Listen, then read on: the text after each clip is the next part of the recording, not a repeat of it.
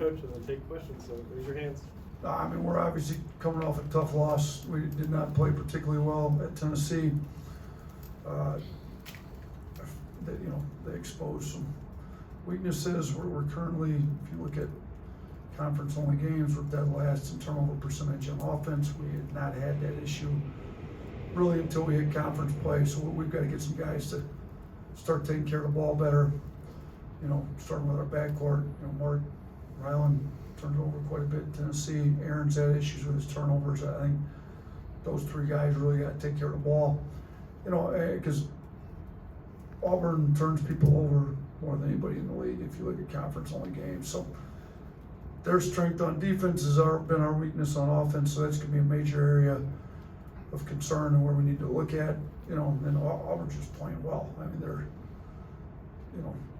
Coach Pearl's done a great job there. He's got them playing at an elite level. And you look at their last 11 games or whatever, I mean, they're running through people. They're shooting the ball well. They're playing hard on defense. They're super deep. I think they're third in the country in bench scoring. So they don't have too many flaws. Now, it's going to be a typical Alabama-Auburn game. I mean, even when one team's, and they're definitely playing better than we are right now, but even when one team's better than another, these games tend to be tough, hard-fought games. We were the better team last year, and they came in here and we were down, 17 with under 8 minutes to go, and because they came and played hard, and we were somehow fortunate enough to get the win.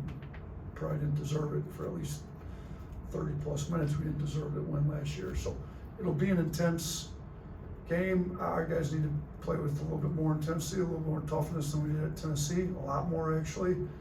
But we do have a good offense when we're not turning the ball over. They have a good offense. We need to, Jalen Williams is shooting it well. Holloway, the freshman point guard, is playing elite. Broom's one of the best bigs in the league. They've got really good pieces on the team. Start with Charlie. You just mentioned Broom. Just how important is it for guys like Nick and Grant and even Mo to play well in this game? I mean, we've struggled in some of these games. We played some of the best bigs in the country when, we played Edie, Allo, Kalkbrenner, Tolu Smith's been pretty good. I mean, you kind of go down the list. We played some good ones. Broom's the leading scorer for Auburn. He's really good, so it is a concern. We've had foul problems with those guys. Nick's got to do a better job guarding it. Now, Nick hasn't been in foul trouble here lately, but he's got a history of it. He's got to do a better job guarding him without fouling.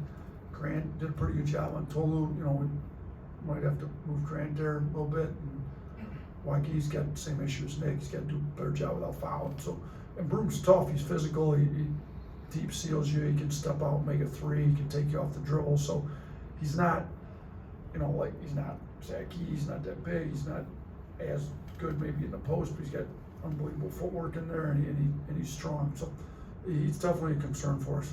Nick. Yeah, you talked about their just ability to force turnovers, but I mean they don't turn the ball over much in terms of non-steals. I mean, what do you see there from the way they take care of the ball?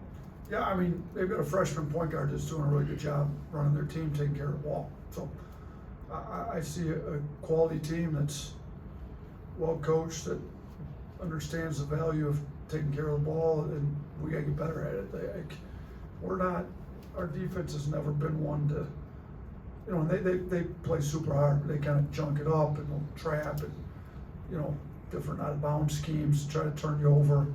We haven't done that as much, so we've been more we had the #1 effective field goal percentage in the country last year on defense. Ours has been a little bit more like that. With this group, we may need to be a little more aggressive at times, similar to them, but they do a good job taking care of the ball. We don't necessarily have to turn you over to have a good defensive performance, but we haven't been as good at our effective field goal percentage this year. Teams have been able to get to the rim too much and get too many open threes, but we're not going to all of a sudden start gambling, going for steals, putting us in that's not really who we are. Blake. Yeah, Coach, how would you describe kind of this matchup, this rivalry, and what it's meant to you and this team since you've been here? Yeah, I mean, Coach Pearl came in, turned that program completely around. I mean, you look at what it was before he got here, it was at the bottom of this league. So the last 3 years, the regular season championships have been totally, in the SEC have been totally in Alabama, in the state of Alabama. We've got 2 of them, they've got 1. They've done a good job. I think somebody told me in the last 6 years, since 2017, there's been 9 first-round picks in the Alabama-Auburn games. So you look at the talent there. I mean, they've had a Curl, Jabari Smith. They've had lottery picks. We've had Kyra, Primo, Brandon Miller, multiple lottery picks, multiple first-round picks from both groups. So there's been a lot of talent. There's been a lot of winning between the 2 programs. There hasn't been a lot of blowouts. They're all pretty close games, and fans certainly get into it. I mean, their environment over there is great. I'm sure our environment here tomorrow will be great.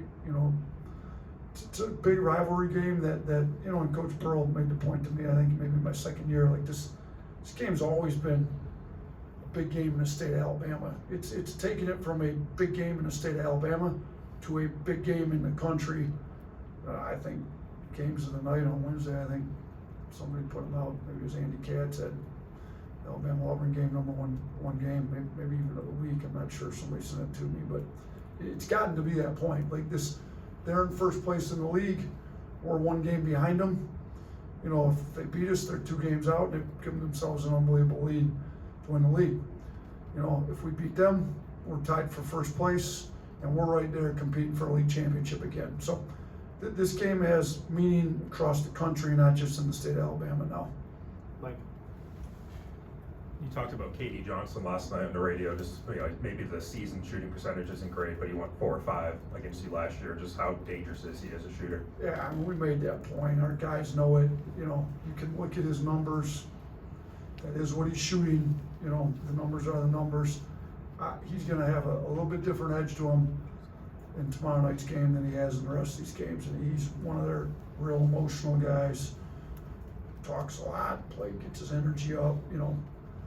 They kind of play off his energy a little bit. So we're not going to treat him like a 20% shooter. He's going to be treated a lot more like the 4 or 5 shooter he played like last year.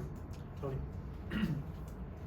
You mentioned that Auburn's playing better right now, but how would you describe the gap between you guys right now? Is it a lot closer than maybe it looks on the record? Or?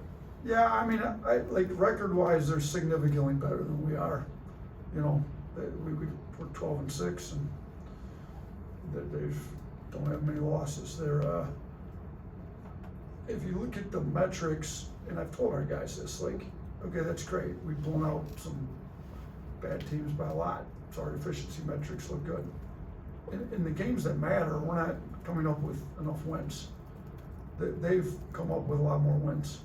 So we'll see tomorrow. I don't really have the answer to that. I think our guys need to compete more. They need to play together more. They need to take care of the ball more. We got to figure out how to win tough, close games. I do think the talent level's a lot closer than what the record would say, but talent's not everything. You can be a really talented non-competitor. I'm still trying to figure out, are we a competitive group that does what it takes to win, or we just got a lot of really talented players that fold when they're in the middle of tough games against good teams? Because I'm not sure yet.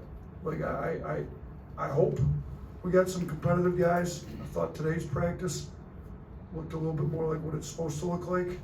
We'll see when the ball goes up tomorrow, though. Katie. You talked about the last 3 regular season titles being in the state, and all 3 of those years, one of the 2 teams has swept the series. So how important is it this year that y'all have the first opportunity to, use that home court advantage in the series this year? Yeah, I mean, it's, they're in first place. They're ahead of us in the league. Like you said, the 2 years we won the regular season, we swept them. The 1 year they won the regular season, they swept us. They're a better team than we are right now. So this win at home is going to go a long ways towards the league championship, in my opinion. I mean, if they beat us, they're obviously going to be favored at home, and they're going to be 2 games ahead of us and at least 1 game ahead of everybody else. If we can beat them, we'll be right in it, tied with them. They certainly won't sweep us. If we can get this first win, and you know, we gotta get ourselves going, we gotta prove to ourselves we can win a tough game. So I hope we've got some competitive guys that know what a rivalry game looks like, that can step up in this big game and play like it's for a league championship, because it very well may be. 2 more, Charlie. I think you mentioned last night how last year you guys lost to Tennessee but bounced back in a big way against Georgia. Just how have you seen the guys respond in practice to maybe do the same? Some of the guys, and we practiced twice, Monday, Tuesday. I thought some of them responded appropriately Monday. I thought a lot more of them responded appropriately today. You know, we made that point. We lost was it after Tennessee was at the Georgia game? After the Oklahoma game was the Vanderbilt game. Yeah, we responded to those losses pretty well last year. Now, Auburn's not Vanderbilt and Georgia of last year. They're the best team in the league right now. So I told our guys it's going to take an effort like we played with against Vanderbilt and Georgia after the losses last year, just to get a win, period. We're not, blow these guys out like we did. But points made, like we did respond well last year. I think some of these guys understand what it takes to compete in this league, and some guys are still trying to figure it out. Last one, Blake. They just released the 2024 McDonald's All-American rosters, and both Aiden Sherrill and Darian Reed were named. What does that recognition mean for both them in this program? Yeah, I mean, they're really good players. We're super excited to get them both here. You know, it was supposed to be the 24 best players in high school basketball. It's nice to have 2 of them. You know, when you have more talent, it's easier to be a really good coach. It's easier to win games. So we're excited to have, the opportunity to hopefully have more talent than a lot of our opponents next year. So, our assistants did a great job.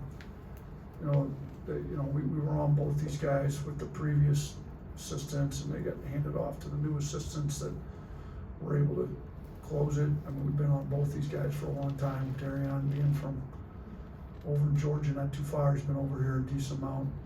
Aiden's originally from Detroit. I coached 11 years, and those people, he's kind of bounced around a couple different places, but they're both high school teammates now, which is pretty cool because we were recruiting them before they ever teamed up together. And their team's one of the best teams in high school basketball.